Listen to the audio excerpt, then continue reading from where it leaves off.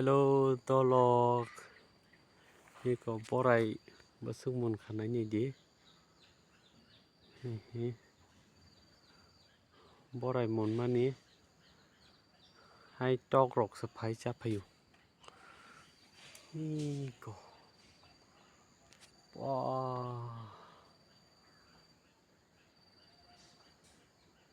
า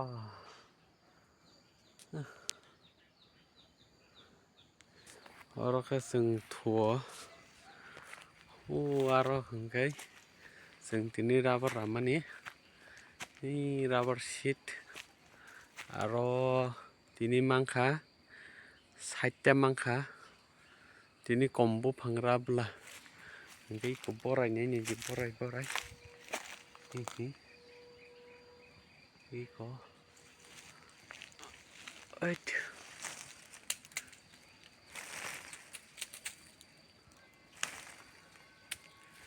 นี่ก็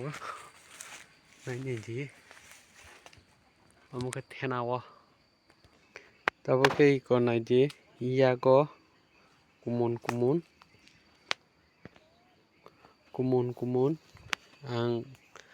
้องพงนะหันเสดีป่ะนี่ก็ปอกตัวรกงไปแค่บักสมุนไปแค่ก็บ่ไรชับจานำส่งนับให้ไปดิ